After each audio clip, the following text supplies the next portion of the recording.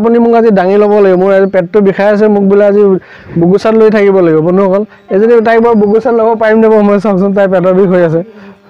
এইফালে আছোঁ মই, এফালে আছে আমাৰ কবিতা গোসাঁনী। আজি বোলে কবিতা গোসাঁনী পেটটো বিষাই আছে পূৰা, মানে ৰাতিপুৱা বোলে পেটৰ বিষ, আজি কাম বন কৰিব মন যোৱা নাই বোলে, সেইটো কাৰণে মোক কৈছে বোলে আজি ঘৰৰ কামখিনি আপুনিয়ে কৰক, মোৰ একদম বিৰাট পেটৰ বিষ হৈ আছে। এই মাত্ৰ গা পা ধুই ওলাই আহিছে দেখিছে নহয়। আৰু তাকে মই ভাবিছোঁ এতিয়া কি কৰোঁ, দোকানে যাম নে ঘৰৰ কামহে কৰিম, আপোনালোকে কওকচোন বাৰু কি কৰোঁ। আৰু এইফালে মোক কামুৰি আছে, ঘৰৰ কামখিনি কৰক, ঘৰৰ কামখিনি কৰক দেখিছেনে, হাঁহি আছে। আৰু পেটৰ বিষ কিহৰ কাৰণে হ'ল তোমাৰ, কি খাইছিলে ৰাতি? জলকীয়া পুৰা খায়, মানে জ্বলা খোৱাত মানে একদম এক নম্বৰ। আৰু ভোট জলকীয়া এটা এটা গোটেই গোটেই মাৰি দিব, আপোনালোকক এদিন দেখাম বাৰু। এটা ইমান ভোট জলকীয়া খাব পাৰে তাই, মানে কৈছোঁ নহয় বেলেগ জলকীয়া খায়। জলকীয়া খাই দেখিছেনে ৰঙা বগা হৈ গৈছেগৈ পূৰা গোটেইজনী, একদম ভোট জলকীয়াটোৰ নিচিনা হৈ গৈছে, ৰঙা হৈ গৈছেগৈ। মোক কৈছে পেটৰ বিষ, মই একদম ভাল লগা নাই, সেইটো কাৰণে আপোনালোকৰ সন্মুখত আহি পেলাই কথাটো অকণমান আলোচনাও কৰিলোঁ সকলোৱে মিলি। আপোনালোকে কি কৰে ক'বচোন, কিহৰ কাৰণে পেটৰ বিষ হৈছে বাৰু ইমান? জলকীয়া খোৱাৰ কাৰণে হৈছে নে কিহৰ কাৰণে হৈছে? আৰু বোলে বন্ধুসকল আজি বোলে ৰিলচ এটা বনাম বুলি কৈ আছে, নাচিব বোলে একদম। কেনেকৈ নাচে আপোনালোকক দেখাই আছোঁ আহকচোন। ৰিলচ বনাবা নে নবনোৱা কোৱাচোন? কিয়? মনটো বোলে ভাল লগা নাই আজি, পেটটো বিষাই আছে, গাটো বেয়া লাগি আছে, সেইটো কাৰণে আজি বোলে ৰিলচটো নবনায়। মই কৈছোঁ এটা ৰিলচ বনাওঁ আজি, বহুত দিন ৰিলচ বনোৱা নাই, কৈছে নাই নবনাওঁ বোলে। আৰু চাওকচোন গা পা ধুই এতিয়া আহিছে, ভাতো খোৱা নাই, কেইটামান ভাত খাই লওক, জানে মই বাঢ়ি দিওঁগৈ নেকি? আপুনি বনাই থৈছে? মই বনাই থৈছে? মই বনাই থৈছোঁ আকৌ। মই নিজে বনাইছোঁ, মই নিজেই খাম নহয়। নিজে বনাই থৈছে, নিজে খাব বোলে দেখিছেনে। আৰু মই এতিয়া দিবও নালাগে, পেটৰ বিষ ভাল হৈ গ'ল বোলে। আজি মোক কৈছে বোলে আপুনি মোক আজি দাঙি ল'ব লাগিব, মোৰ আজি পেটটো বিষাই আছে, মোক বোলে আজি বুকুচাত লৈ থাকিব লাগিব বন্ধুসকল। এই যদি তাইক বাৰু বুকুচাত ল'ব পাৰিম নে বাৰু মই চাওকচোন, তাইৰ পেটৰ বিষ হৈ আছে। আৰু এতিয়া লাজ কৰিছে দেখিছেনে, উঠা উঠা বুকুচাত উঠা, উঠা উঠা, এই উঠা। নুঠে দেখিছেনে বন্ধুসকল, লাজ কৰিছে। দে উঠা উঠা, বুকুচাত ল'ব লাগিব, উঠা আকৌ। কিয় উঠা, লাজ কৰিছা নে পেট বিষাই আছে? পেট বিষাই আছে বোলে, এতিয়া তাই নুঠে বোলে, কৈছে মোৰ পেটটো বিষাই আছে, মই এতিয়া বুকুচাত নুঠোঁ, মই এতিয়া বিচনাত শুমগৈ বোলে। গতিকে আৰু উপায় নাই আৰু কি কৰিম আৰু বন্ধুসকল, হয়। আৰু পেটটো কিহৰ কাৰণে বিষাইছে আজি তুমি কোৱাচোন? ইণ্টাৰভিউৰ কাৰণে দৌৰি আছোঁ যে, বহুত 10 পাক দি আছোঁ গোটেই ফিল্ডখনত, 10 পাক, 10 ৰাউণ্ড, 10 ৰাউণ্ড।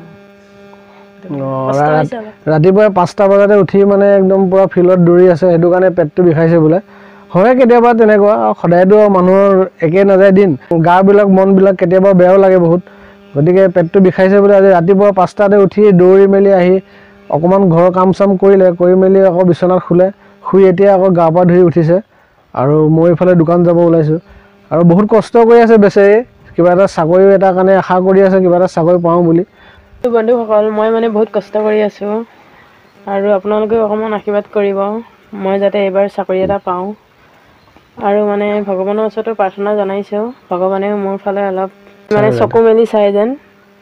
আৰু কষ্ট কৰি কৰি বহুত ভাগৰি গৈছোঁগৈ, যি কি নহওক বয়সো হৈ আহি আছে লাহে লাহে। আৰু হয়তো পুলিচৰ ইণ্টাৰভিউ এবাৰ পিছত আৰু দিব নোৱাৰিম, গতিকে মনটো বহুত বেয়া লাগি আছে। গতিকে এবাৰ বহুত জোৰ দি কষ্ট কৰি আছোঁ। আৰু আমাৰ ইয়াত VDB আণ্ডাৰত এটা ইণ্টাৰভিউ চলি আছে মৰিগাঁৱত, যিহেতু মই গম পাইছোঁ। আৰু ভাল লাগিছে যি কি নহওক, মানে পুলিচৰ কাৰণে ট্ৰেইনিঙৰ নিচিনা হয়, এনেকুৱা এটা প্ৰশিক্ষণ কেন্দ্ৰ কৰি আছে, আমাৰ মৰিগাঁৱতে হৈ আছে। আৰু তাতো মই জইন কৰিম বুলি ভাবিছোঁ, কৰা নাই বাৰু। মই আগতে ষ্টেডিয়ামত গৈছিলোঁ, আৰু এতিয়া গান্ধী ফিল্ডতে দৌৰোঁ ৰাতিপুৱা সময়ত। ইয়াতে ওচৰ হয় আমাৰ গান্ধী ফিল্ডখন, গতিকে মই ইয়াতে ৰাতিপুৱা ৰাতিপুৱা দৌৰিবলৈ যাওঁ। আৰু আহি ঘৰৰ কাম বন কৰোঁ, ল'ৰাটো স্কুল যায়, মানুহজনো দোকান যায়। আৰু থাকোঁ এনেকৈয়ে কাম বন কৰি দিনৰ দিনটো ঘৰতে, অলপ পঢ়া শুনাও কৰোঁ। আৰু ঘৰতে হাঁহ পাৰকেইটাও চাওঁ, মানুহজনক ভাত দিব যাওঁ, ঘৰৰ কাম বন কাপোৰ কানি ধোৱাৰ পৰা আদি কৰি গোটেই ঘৰখন চম্ভালি থাকোঁ। হয় বহুত কষ্ট কৰি আছে, আপোনালোকে আশীৰ্বাদ কৰক অকণমান, যাতে তাইক ভগৱানে চকু মেলি চায় আৰু চাকৰি এটা যাতে হয় তাই। আৰু আজিকালি পঢ়া বহুত বুলি কষ্ট ক'লে কৰি আছে। আৰু মানে ফিজিকেলৰ লগে লগে আমি মানে ৰিটেনৰ প্ৰতিও ধ্যান দিব লাগিব, যিহেতু আজিকালি ৰিটেনতো ক'ৰ পৰা কেনেকৈ প্ৰশ্ন কাটে ঠিক নাই। আৰু পইণ্টতো হয়তো চাকৰি নহ'ব পাৰে, চৰকাৰে যিমানেই নকওক 10 নম্বৰ ধৰি দিম বুলি, সময়ত ধৰি দিয়া দেখা পোৱা নাযায়, অকণমানতে ৰিজেক্ট কৰি দিয়ে, তেওঁলোকে কোনো মানে কনচিডাৰ নকৰে। মই যিটো গম পাইছোঁ ইণ্টাৰভিউ মাৰি মই এইবিলাক গম পাই আহি আছোঁ, গতিকে বহুত দুখ লাগে।